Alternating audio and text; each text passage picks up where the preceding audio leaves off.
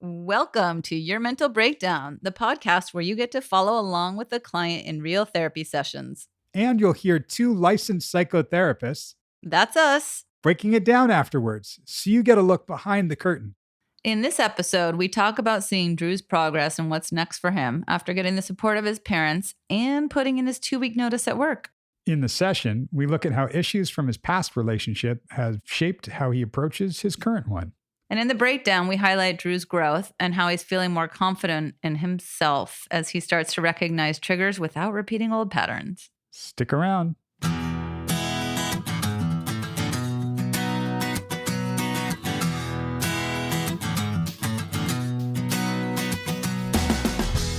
I am Doug Friedman. And I am Meredith Levy. And this is Your Mental Breakdown.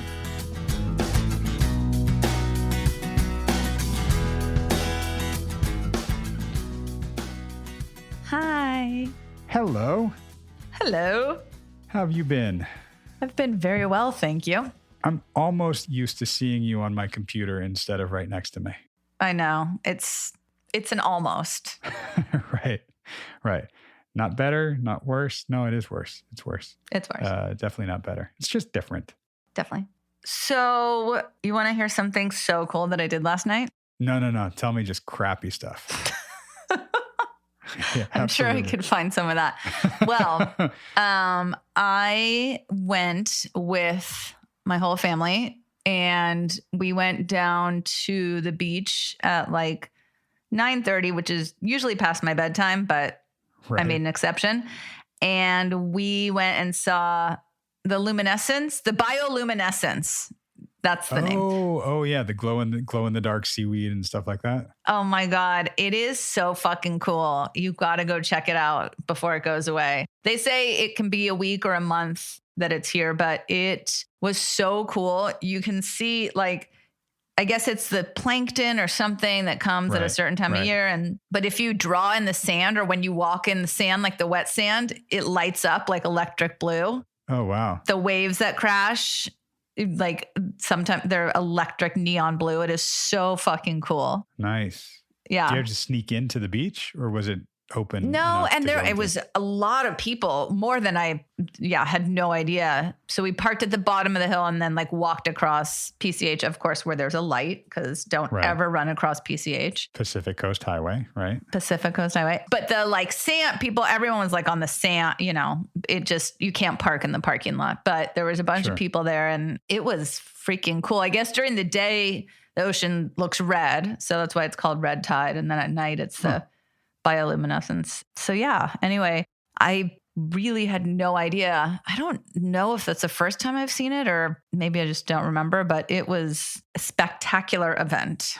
That's cool. And the people out, were they, 6 feet away from each other and keeping socially distant and all that? For the most part, everyone was really aware. Nice. And in their own groups. And it was fun. And it reminds me of getting out of my comfort zone is okay. I was I'm going to go home. And then I was fuck it. It's literally 3 seconds from my house. I'll just go with you guys. Right. And I was so glad I did. Because normally, I just would be meh, and I think it just was a good reminder of all the cool things that there are to do that quarantine or not, but, that we don't often do.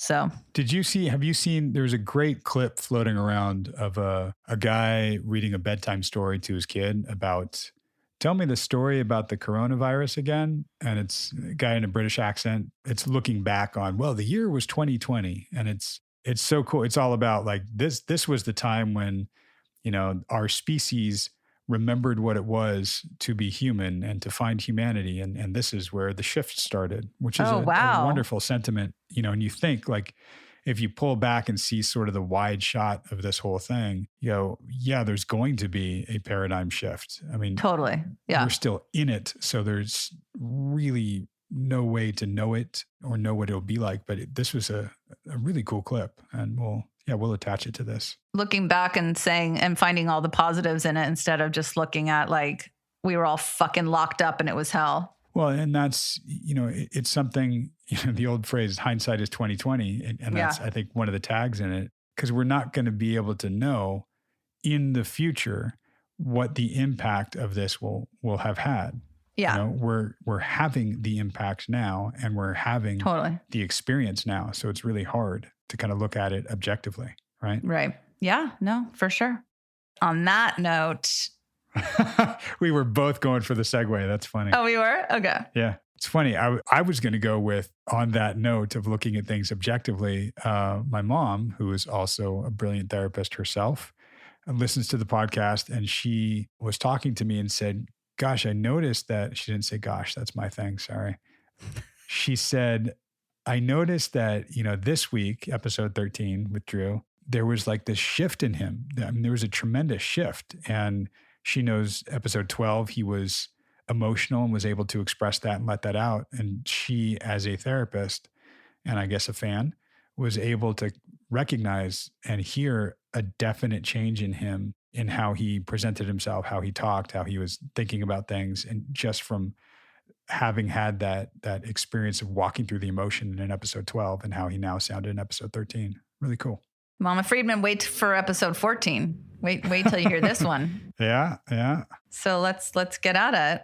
We will get at it. If you're just joining us, you know, go back in time and listen from the beginning. But Andrew, our client, my client, is fresh off of a weekend back home with his parents and bringing his girlfriend with him. So you'll get to hear how the weekend was and just kind of where he's at with that. So listen up, and we will be back with you in a few minutes when it's over. Yes. Bye. Bye.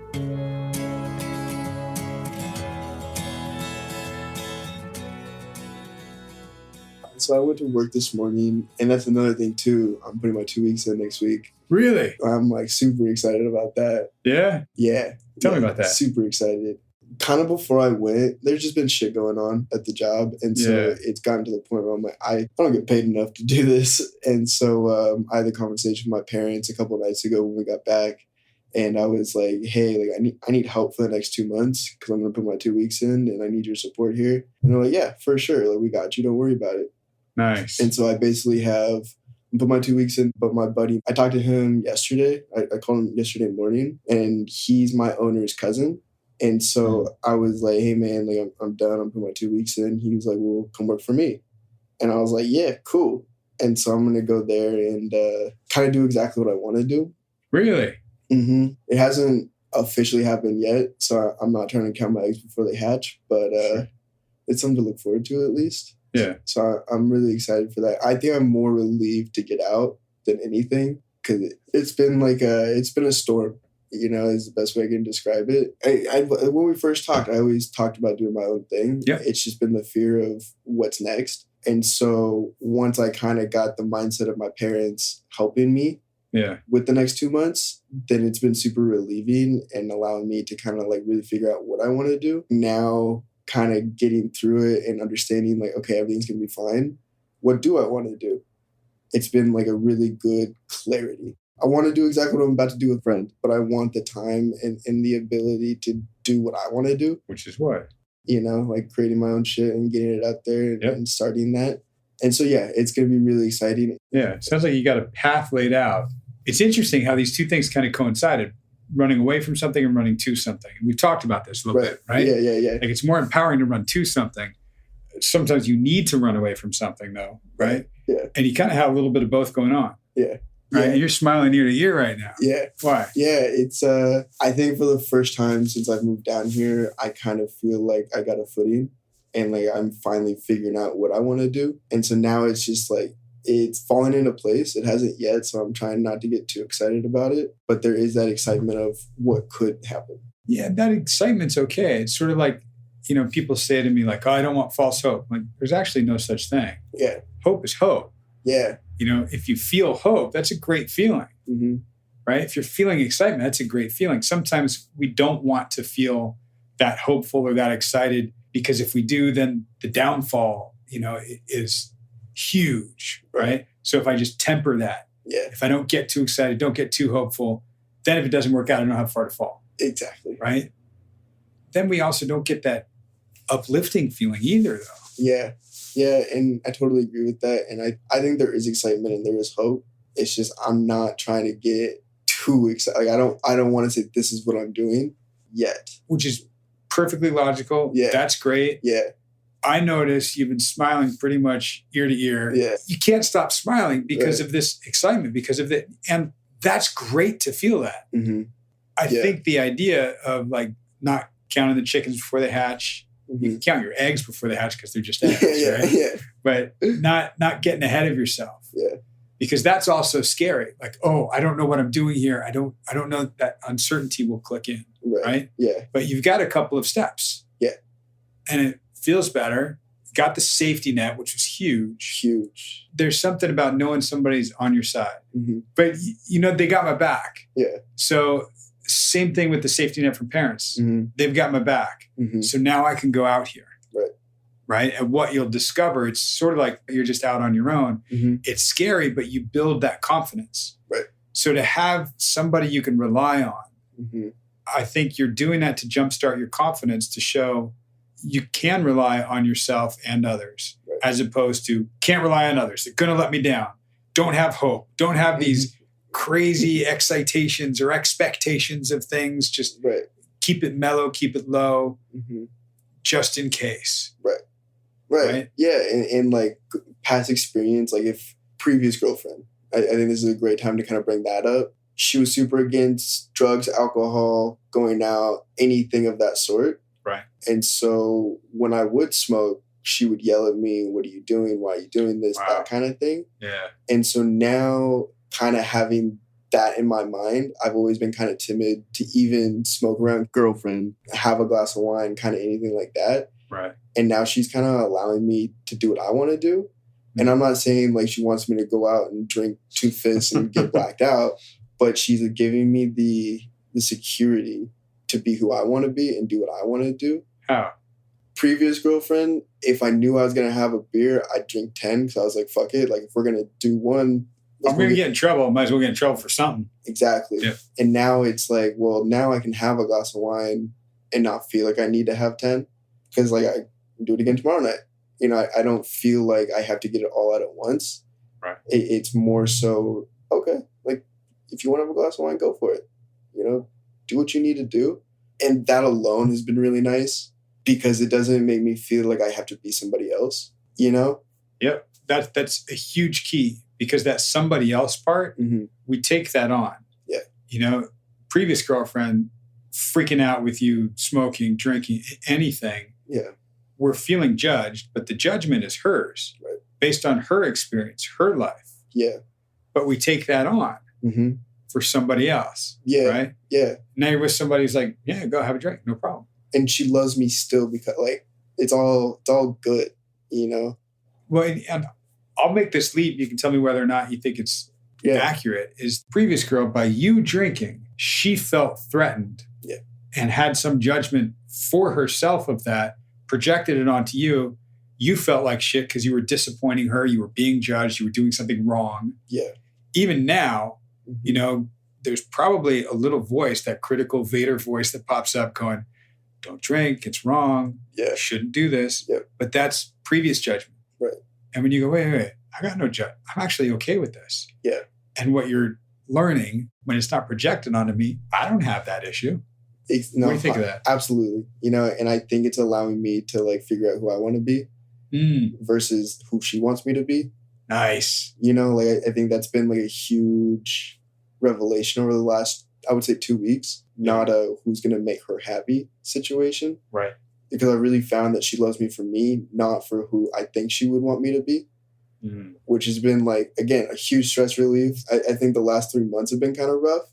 But these last 2 weeks have been like amazing. And I feel really confident and I feel very like strong in who I am and in who we are, not one in the two. Nice. Right. Right. Because with one of those meant I could overlook or ignore the second maybe not being there. Mm-hmm. Yeah. And still, I think once you said it last week of allowing that room for disappointment, I think that's been a huge brain shift too, because I kind of, even going into this weekend, I kind of went into it without a high expectation. Right. Instead of going, oh, we need to do this, this, this, and this, and that'll be a good weekend for everybody. Right. It was like, let's just kind of see what happens. Yeah, absolutely. That idea of like doing what she wanted me to do, not disappointed. That's all her stuff that she's holding. right? As soon as you reach the mindset that you've got now, oh, I can let go of that. And then whatever is held on to is someone else is holding that. I'm not. If somebody's disappointed, similar to previous girl, you drinking, she's disappointed. Right. But that's for her. Yeah. She's holding that judgment herself. Right. The disappointment is hers. Right. She's going to throw that shit onto you and make you feel like shit for it if you take it. You're going to think of previous girlfriend being judged, something projected onto me. Uh-oh, that voice will come up. I'm doing something wrong. I'm disappointing. I should stop this. I shouldn't have done this. And it's, oh man. It's a lot. Yeah. It's just a lot. Totally. And if you go, wait, I'm good with what I'm doing. Parents are good with what I'm doing. If she's not good, that's her judgment. That's hers. And she can choose to remove herself, and that's okay. Right. You know, that's a tough one. Yeah. Because she could not be okay with it, and it's still okay. Allowing her that disappointment and allowing her to just kind of sit with that and process that. Then you can come back and, you know, go, okay, hey, what was going on? Oh, I got triggered by this thing. Oh, okay. Right. You know, our inclinations go, oh, I'm sorry. I won't do that again. I'm sorry I did that to you. Yeah. You didn't. Yeah. Yeah. And I don't think I'm there yet. No. That's dude, I'm not even there yet all the time. That's tough. Yeah. Right? Yeah. But I totally agree. And like, I think allowing room for disappointment has been a great thing, just overall in every aspect of my life. Yeah. Lifting some of that stuff off your back. Because I hold it so deep and I hold it so tight that I want everybody to be happy and I want everybody to enjoy the time. Yeah. That it's been a great, just relief. Like just absolute 100% relief. I think it was a great experience to give me a milestone that everything's okay. Yeah. Not oh, well, this happened. Because like stuff did happen, like where it was like, but it wasn't like, oh my God, this is going to ruin the trip. And like, it was fun. It was a good weekend. Yeah. It sounds like it was good with all the interactions. It was good with that letting go of that disappointment. It's okay for them to be disappointed. It's okay. I don't have to take care of everybody. Don't have to make sure everybody's having a good time. I think by letting go of all that, you were able to have a good time. Everybody else had a better time too, because they really want to see you having a good time too. Right, because I was coming home. Yeah. You know, and so I think overall the entire, and we went to church. It's funny because I was like, hey, we should go to church. And she was like, do I have to pay to get in? And so I was like, oh, okay. You've never been to church. You know? So like that whole skewed mindset of kind of that other piece of my life. Yeah. That's a really big piece of my life. Yeah. It was really nice to kind of bring her into my home church, like up in Seattle, where I grew up. It was really relieving because I was worried that to a certain extent she would judge me for that too. Because previous girlfriend, if I didn't go to church, reprimanded, yelled at, get in a fight, why didn't you go? Do you not want to go? All this stuff. And her really giving me the ability to show her what I was doing. Yeah. And her enjoying it too was really cool. It sounds really cool. It sounds like it's incredible validation for you. Yeah. Right? And a little bit of healing from previous. Yeah. Because showing something that's a big part of your life, pop quiz, when she's judging you for it, who's got the problem? Right. Her. Yeah. Yeah. But we're pointing the finger at you. It's your problem. You know, and we think that because some people will voice that so strongly. And the voice in our head, that critical Vader voice comes in so strongly. Right. And we're freaked out. And we don't like seeing somebody judging us or upset with us or disappointed in any of that. Right. The more we can see that that's their issue. Yeah. You know, okay, she had an issue for previous girl, it was you need to go to church all the time. It was an obligation. Yeah. It was not a choice at all. Absolutely. Yeah. Absolutely. And anything other than that somehow for her was not okay. Right. So she placed that on you and took it out on you. Right. It's her issue. Right. Totally. And now with girlfriend, what incredible freedom to have it not be an issue and go, yeah, I like to go to church. My faith is important to me. Yeah. You know, and to be able to show her your home church is huge. This is where it started for me. This is what really like got me into this. Yeah. There's something that I can always come back to, you know, because my faith is mine.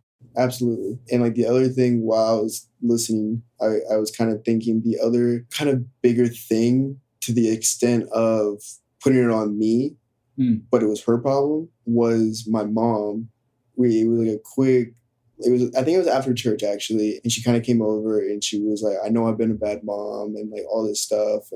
And like, it was really quick and caught me off guard. And so I think there will be room for that conversation long-term. I just don't know what that looks like. And I'm not prepared to have that conversation yet. Because like, she's still a great mom. You know, it like she made her choices and like it fucked me up to a certain extent. But like, it's not, she wasn't doing what she was doing because of me. It was her own thing. Exactly. It wasn't your responsibility, you know? And I love that you made that link because you're absolutely right. It's a very similar mechanism and one that got ingrained in us.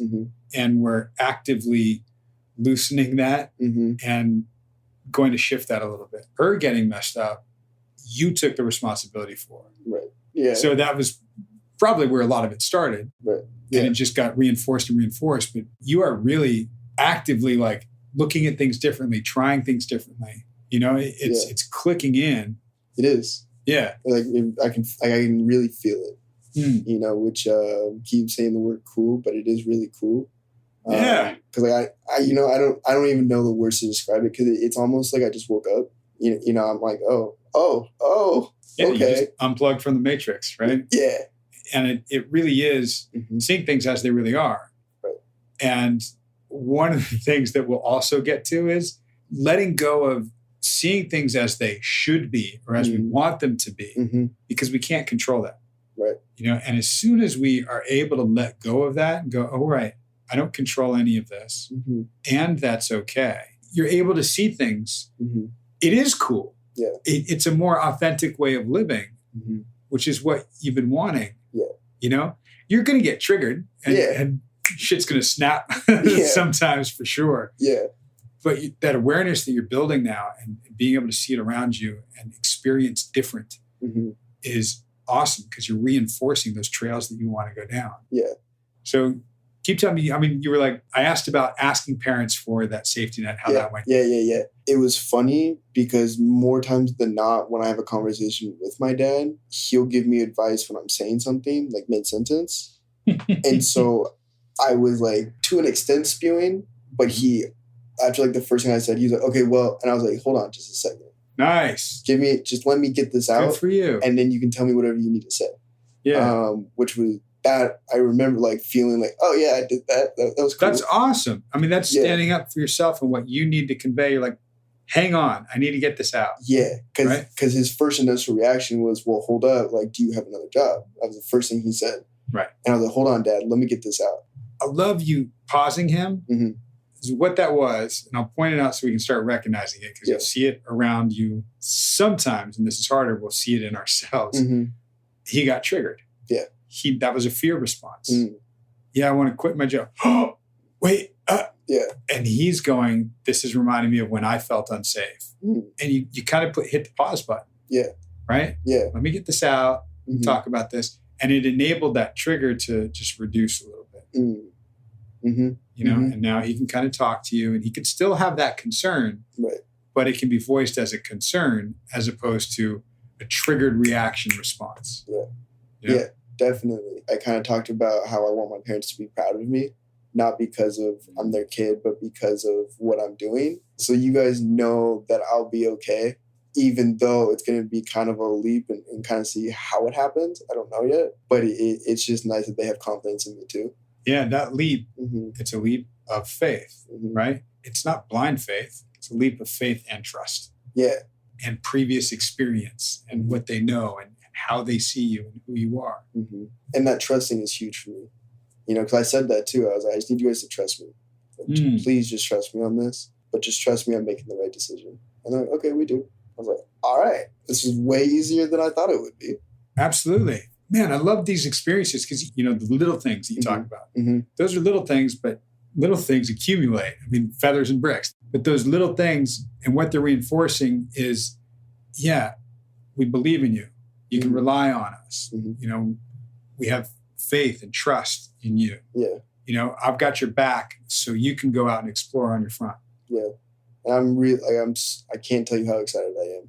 Like across the board of everything that's going on just in life right now. Yeah. Because I feel like I'm on an upswing when I've been on a downswing for quite a while. And so this is the first time where I've been on my own and been in an upswing. Yeah. Like, I still have people with me, but I finally feel like I am doing it for myself, by myself to an extent. You know, of course, I'm not completely on my own everywhere. Well, the safety net, the training wheels, they got my back. Mm-hmm. Your front is still out there. This is still your experience. That's still you. Right. They've got your back. Mm-hmm. They're on your team. They're in your corner. That gives me that security, that trust. Awesome. You want to go out with whoever? Go for it. Right. You want to stay out all night? Cool. Yeah. And it's funny you bring that up because friend, she's having a going away party on Saturday. Mm-hmm. And I'm like, all right, go for it. You know, I'm not worried about that. I was like, oh, well, we should do something after, like, or before, like, let's hang out. And she's like, oh, yeah, like, I'll see what's going on. Like, I'm definitely down. But I think, friend, come in with me.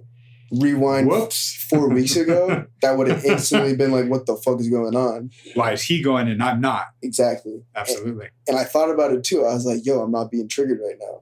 Like this. Really? Yeah, I was like, this should be making me feel really fucking shitty. And it's not. Right. So I was like, all right, like different. I feel great. I'm like, I have nothing behind me to tell me that she shouldn't be going. Yeah. If anything, I'm happy she's going to go hang out with her friends and spend the Saturday night. Where's the security in all that?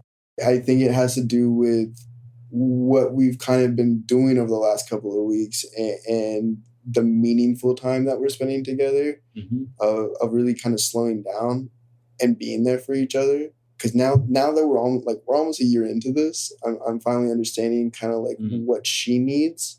Not what she wants, but what she needs from me versus what I think she needs. Nice. How do you distinguish that? How do you know? I can see it in her face. Yeah. You know, and it gets down to little things where I'm taking that stress out of her life and reciprocating it as well.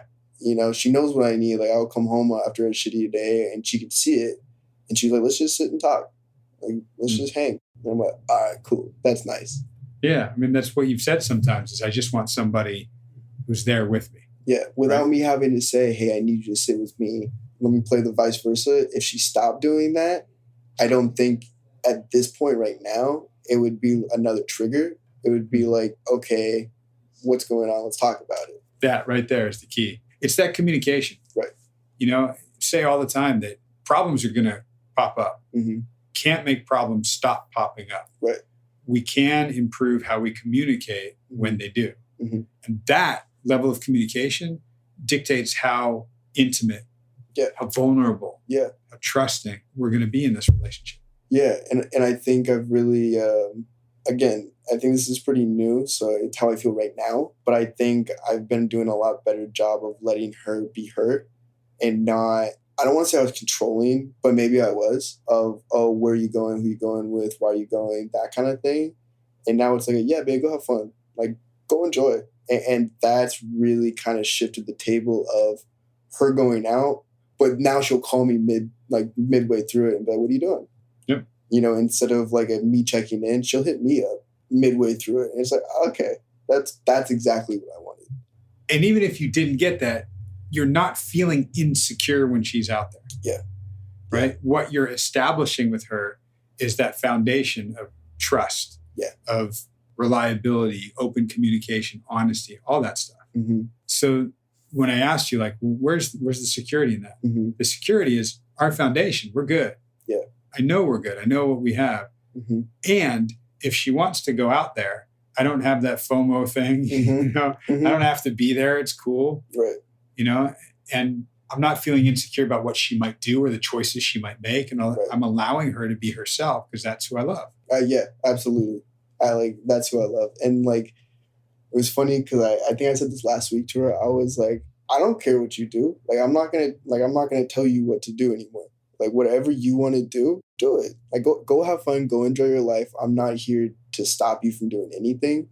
I'm here to make what you're doing better. You know, and like that, like she was like, yeah, same. Like, yeah, that's exactly what I want to do. And so all of that combined with the weekend, me and my parents, me and the family, all of that, it was really good. This is like a very, very, very, very good test run. And she was like, oh yeah, this is a test run. Nice. And now, all that being said, my worry, and I talked to her about this last night, is when I don't see her every day, because we work together, mm-hmm. I don't know what that looks like yet. And I think all of this has kind of prepped us for this. Mm-hmm. And so I'm super confident in going out and not being there anymore, because that's always been a hindering factor of me leaving. Because I've always felt like if I don't see her every day, is she gonna forget about me? Is she gonna find somebody else? Is she gonna hang out with the models? Like what's gonna happen? Right. And now it's given me like the confidence to be able to step out. Yeah, it's that confidence, that trust. That's the security. That's the foundation that you're building, because your intimacy with her is growing. Yeah. Right. As that grows, yeah, she can go out there, and you know you're okay. Mm-hmm. Yeah. Right. And I think that's the biggest part.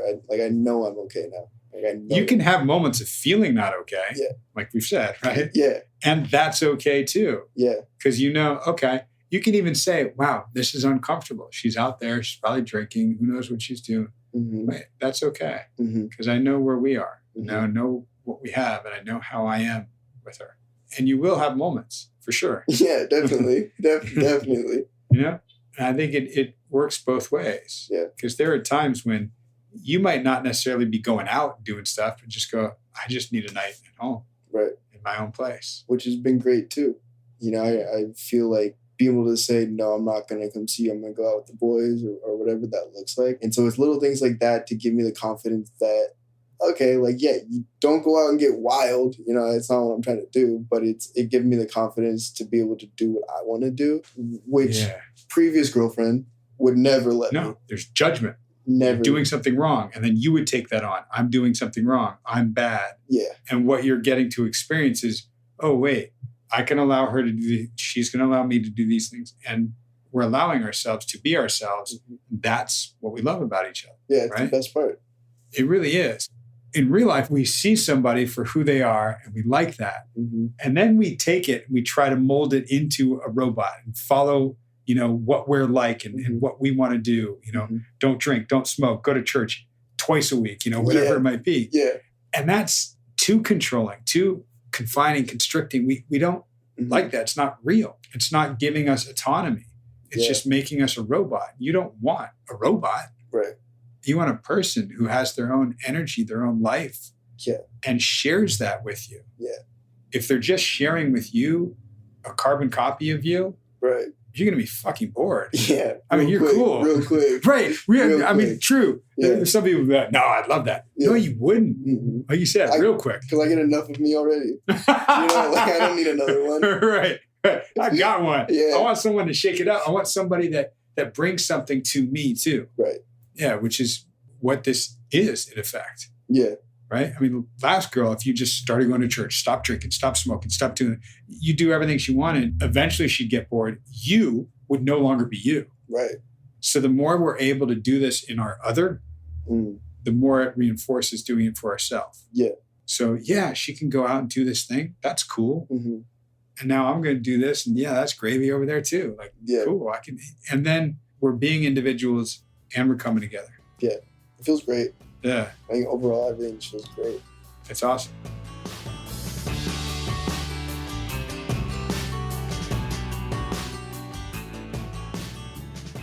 Welcome back.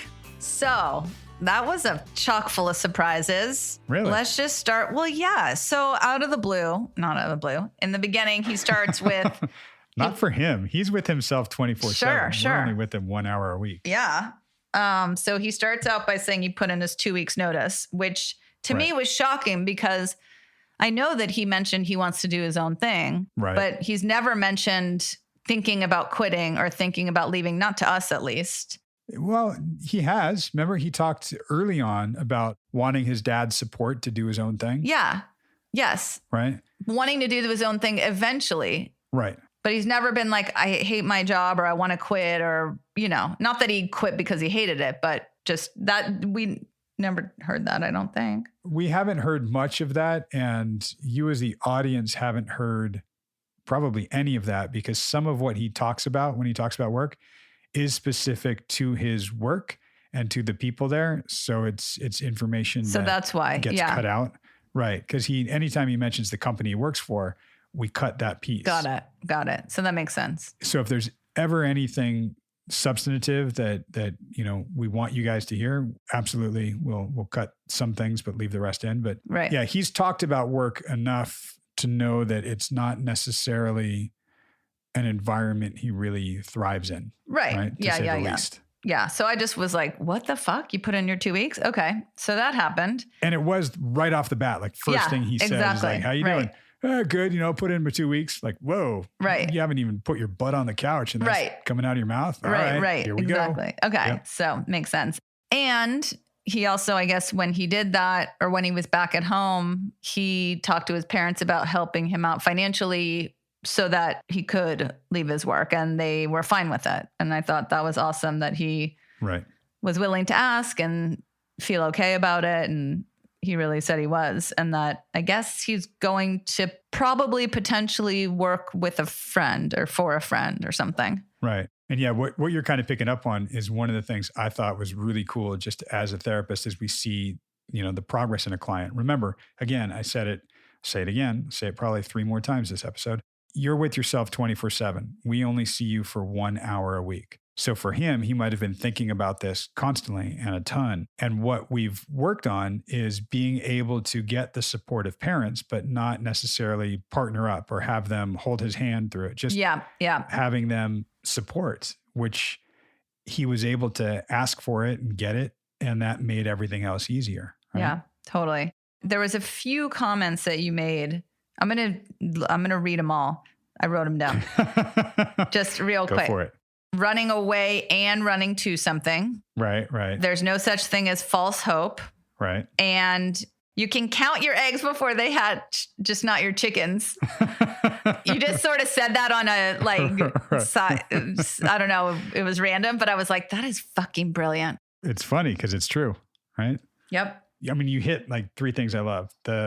I do often say it's more empowering to run to something than to run away from something. There are some situations that are unsafe or that aren't comfortable that we actually, as a defense, need to get the fuck away from. Mm-hmm. That's fine. Absolutely. Overall, especially when you're talking about life direction, if you have a direction to go towards and you're running forward and looking forward, that's a more empowering feeling than just trying to run away from something. So we talked about that early on when he was talking about wanting to do his own thing. Like, okay, what would that look like as opposed to, I hate my job. I just got to get out of here. Right. Right. And the false hope, that's big for me, is that's the idea of hope is hope.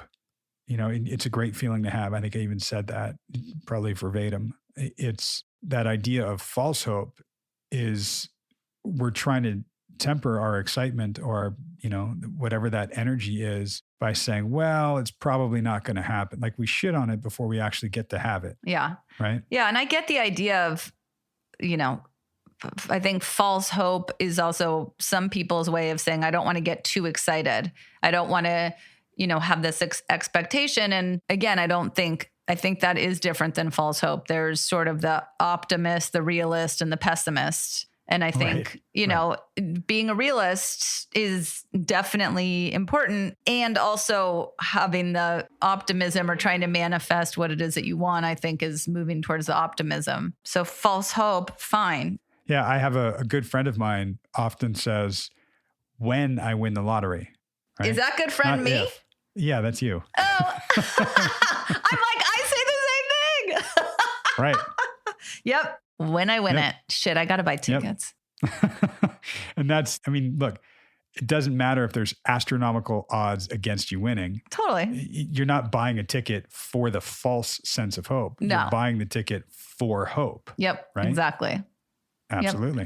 Yep. Is it realistic? Sure. I have as much chance of winning as anyone else who buys one ticket every blue moon, Absolutely.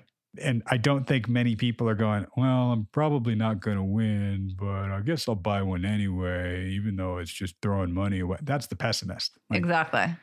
Then don't buy one. So back to you, Drew. Then all of a sudden, the guy throws out, and I think he even said, well, I think it's a good time to bring this up now. He starts talking about his ex-girlfriend who where did she come from? I was like, who the fuck is this? Where did you come from? But okay. Right. And some of that was so confusing for me. And I think, not confusing, I think the wording, I was like, really? When I guess so, he said she was against drugs and drinking and smoking and going out. And then he said, now with his current girlfriend, she says it's okay. And I was like, she says it's okay? Like what she tells him he can? I think, what he meant is she's okay with it. But it's interesting because I didn't know it was a possibility that she wasn't, because she goes out and parties a lot. Right. Yeah. I think, there's the details of it, and then there's the process of it. And what I gleaned from it was his previous girlfriend was active in the church, and going to church was a big thing for them. So much so that him not going to church became an issue. And on the other side of that same spectrum with previous girlfriend, him drinking or smoking was such a bad thing. Right. And it was horrible. So he, in that relationship, couldn't really be his authentic self. He was trying to cater to what would make her okay. And in his current relationship, this girlfriend doesn't really care if he drinks or smokes. Like, yeah, she does it too. No problem. So that's easier for him. And then what he talked about later in this episode was being able to go to church, right? Yeah. And I loved, he said that because of him being able to be who he really is with his current girlfriend, then he's starting to feel more comfortable and confident. And at one point he said, I'm feeling strong in who I am and who we are together. Right. Right. So I thought that was so fucking poignant. Yeah. That idea that he is feeling more confident being himself, right? And being how he wants to be and how he is, which is fantastic. And the more he does that, he's recognizing, oh, so the more I'm good, the more we're good, right? And the we becomes less of a function of him trying to make her happy and him just trying to be happy. Yep. And he said that was a huge revelation in the past couple of weeks. I was like, great, amazing. He said also at some point he referred back to allowing room for disappointment and how it was helpful. And I was like, yes, buddy. Yes. You're using what you're learning, it was fucking awesome. Right.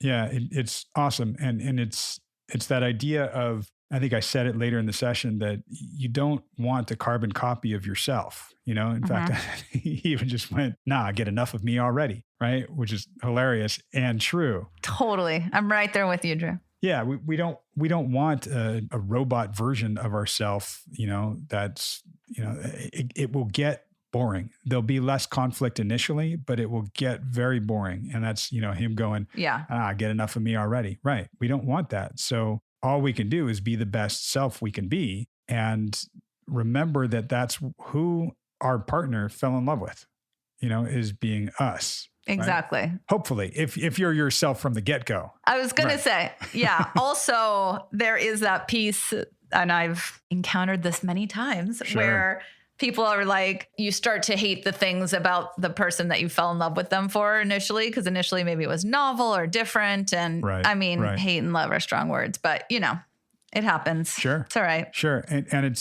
I hear a lot from clients that are dating and starting to date or on the apps or whatever it might be. And they catch themselves and go, man, I wish I'd done more of this. Oh, why did I tell them that? I should have been more of this. I'm like, yeah. So you're trying to present yourself a certain way to what? Lure them in, and then you can be yourself? Didn't I tell you my best friend gave me that advice with dating? I think I've said that before. Really? She was like, be the exact opposite of who you really are in the beginning. And then you'll already you'll have tricked them and you got them, and then you can be yourself. That's not her general advice. That was specific to me. Well, for you, I'd agree with that. No, was that when you were like in your 20s? No, that's right now. That's literally. Hilarious. Yep. Another thing that really jumped out at me was in passing. So rando, Drew was like, yeah. And then when we were at church, my mom came up to me and said, sorry for being a shitty mom. And then it was like, we'll have a conversation about this later. I was like, what the fuck? Right. You just, okay, sure. Mom rando, and also Drew rando, but. And Meredith non-rando, because I love this about us, right? And how we hear things. And maybe you guys out there listening caught that too. That was something that as a therapist, you go, whoa, okay, that's big. What's really, to me, big about that is it didn't spin Drew out. Yeah. Like he heard it and recognized it. And he even said, okay, yeah, well, we're not going to get into that now because this weekend's about this, but that's something, yeah, we'll touch on that. We'll get there. That's sort of like in the very beginning of the sessions with him, if you remember, when he was like Meredith's favorite word, spewing everything out, wanting to tell the whole story. I was like, don't worry, we'll get there. Yeah, you can handle the unknown or the waiting. And that's really hard a lot of times for a lot of people. Understandable. Right. As Tom Petty says, the waiting is the hardest part. Dude, you are so good. I remember seeing him do that song on It's the Gary Shandling show. It was just in the middle of the show. That was a brilliant fucking show. Not Larry Sanders, but It's the Gary Shandling show. Yeah. It was a fucking brilliant show. One of my favorites. Loved it. And Tom Petty just appeared on the show. And then they just like in the middle of the scene went to a single spotlight on Tom Petty and he played The Waiting acoustically with a guitar. And it was brilliant. One of the things that inspired me to become a songwriter. Wow, that's big. I'm going to look it up. Maybe it's on YouTube. Oh, maybe we can find it and put a link on here. Yes. Yeah. That and Sting doing Roxanne at the Secret Policeman's Other Ball with just him and a guitar was like, those two performances of one person with one guitar creating this moment that to me was just so magical. Pretty incredible. Oh my God. I saw Neil Young and Paul Simon, I think, or was it Art Garfunkel? I don't know, playing acoustic. It was so rad. I just found a clip of George Harrison and Paul Simon doing a couple songs from Saturday Night Live in 1976. Nice. Here Comes the Sun and Homeward Bound, which seemed very appropriate. Oh for my, right now. Love. Just the two of them with acoustic guitars. It was awesome. There was a point where you acknowledged and you said to Drew that he's really actively looking at things differently and trying things differently. And Drew's response was, yeah, it's almost like I just woke up. Which was heartwarming. Oh, lovely. Loved it. And that's, my line for that. I don't know if I busted it in here. I think I did say that is it's getting unplugged from the Matrix, right? Yep. One of my favorite all-time movies. Wow. We've hit two of my favorite all-times in the last couple of weeks, Ooh. Groundhog Day and the Matrix. But that the Matrix, that unplugging from, just that routine, that monotony, that robotic, that this is how it is. And now the paradigm shift and we see the whole world completely differently. And that's what he was talking about last week with The Giver and seeing the little splash of red in this black and white world. And what I was saying with the movie Pleasantville, now the whole world is in color. Yep. Right? Yep. Exactly. Yeah, pretty cool. And he, when he started talking about one of the, he ended with, and I was like, oh shit, what is it going to be like when they're no longer working together, which is coming up soon and he's not seeing her every day. And, he said before he would probably have been really freaked out about it, the unknown of not seeing her any day. But he said, because I know I'm okay now and that it'll be okay. And I thought that was also awesome. Yeah. Even if he doesn't feel okay, he knows he is okay. Yep. And that was such a great distinction that he's recognizing himself. We kind of worked on that for a little while, but he's embodying it now. And it's cool. Next week, you'll get to see that almost get put to the test because they take a work trip to Vegas. What? I'm so excited. Yeah. But like a whole bunch of people from work in Vegas. And it's navigating what that's going to be like. Because remember, at work, they still don't know that the two of them are dating. Oh, yeah. Cray. Right. So a lot of like potential triggers and potential relationship conflict. Yeah. Awesome. Cool. Looking forward to hearing that.